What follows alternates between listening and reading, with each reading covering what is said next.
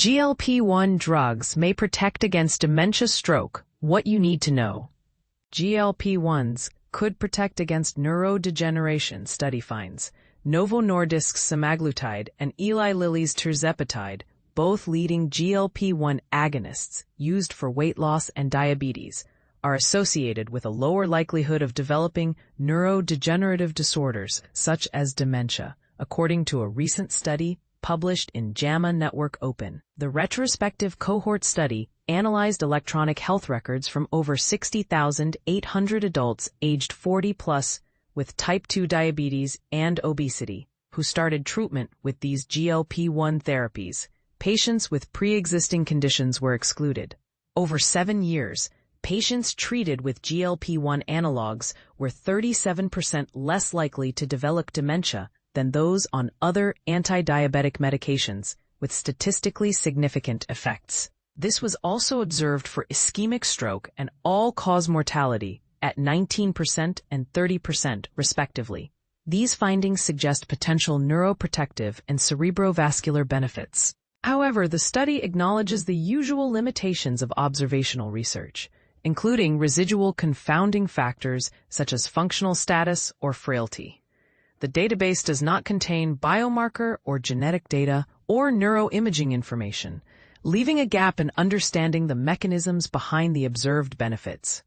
In addition, these results point to the potential neuroprotective and cerebrovascular advantages of GLP-1 drugs, as noted by researchers. They emphasize the need for future randomized trials to validate these findings and establish causality.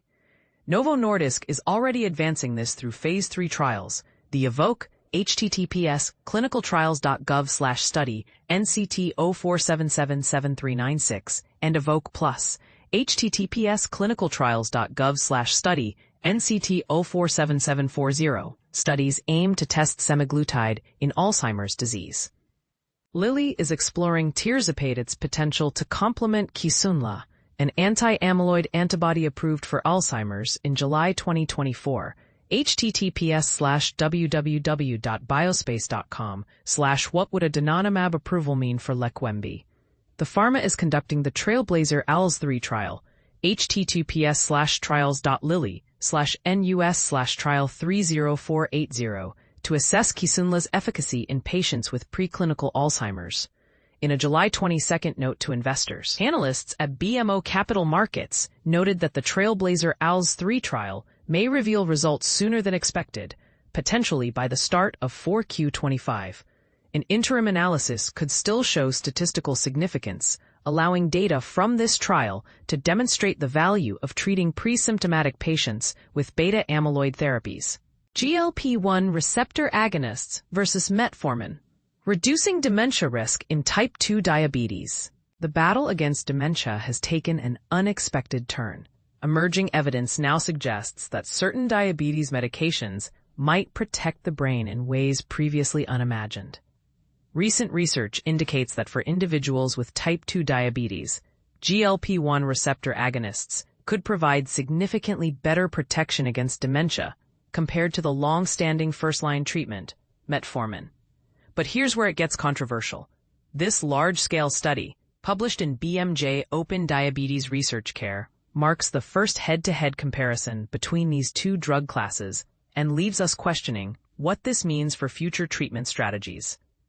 Researchers delved into electronic health records from more than 98 healthcare organizations over nearly 20 years, focusing on adults newly diagnosed with type 2 diabetes who are starting either a GLP-1 receptor agonist or Metformin. This comprehensive study ultimately included over 174,000 patients using matching techniques to control for other factors and ensured each participant had at least a 2-year follow-up period. Interestingly, those with any history of cognitive disorders or mixed medication regimens were excluded to maintain a clear, unbiased comparison.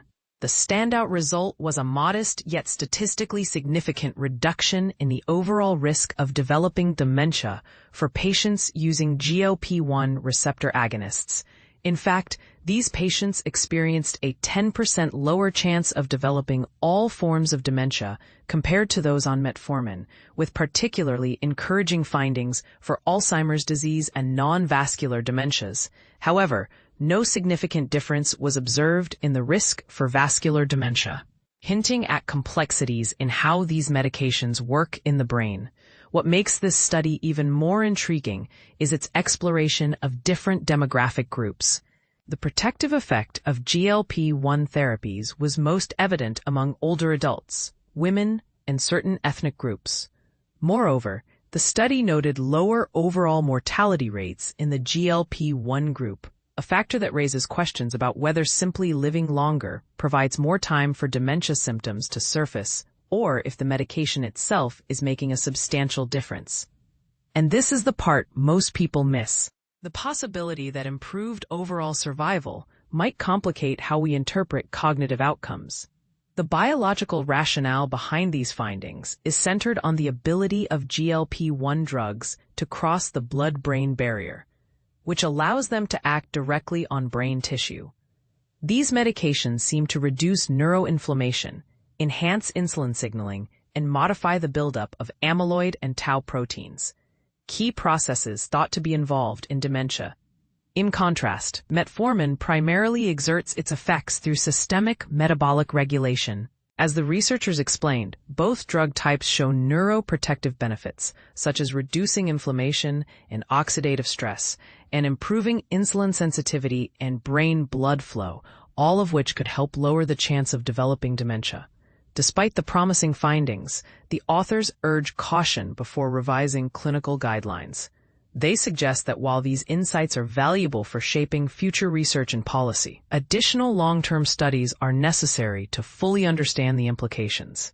Their conclusion is clear.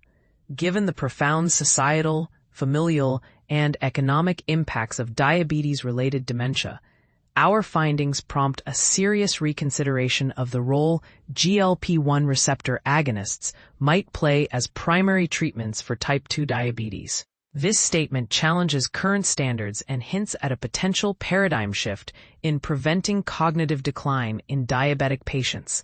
Not everyone agrees without reservations. For example, Patrick Kehoe from the University of Bristol raised an interesting point about drug costs and access. He noted that most GLP-1 drugs are under patent protection, making them more expensive and less accessible in countries with public healthcare systems. Kehoe speculated that the favorable outcomes might partially reflect socioeconomic advantages among those who can afford these medications, such as a healthier diet, more exercise opportunities, and higher education levels. Similarly, Martin White of the University of Surrey highlighted methodological limitations. He mentioned that the study did not thoroughly detail patient characteristics before and after matching, nor the duration of treatment with either medication. These gaps, he argues, make it challenging to form definitive conclusions, even though the research undeniably stokes interest in the cognitive benefits of GLP-1 therapies. So what do you think? Could GLP-1 receptor agonists truly revolutionize the management of type 2 diabetes by offering an unexpected defense against dementia? Or are there underlying socioeconomic and methodological factors that muddy the waters? As ongoing randomized controlled trials seek to answer these questions, the debate is only heating up. We invite you to share your thoughts. Do these findings change your perspective on diabetes management, or do you remain skeptical about the broader implications for dementia prevention?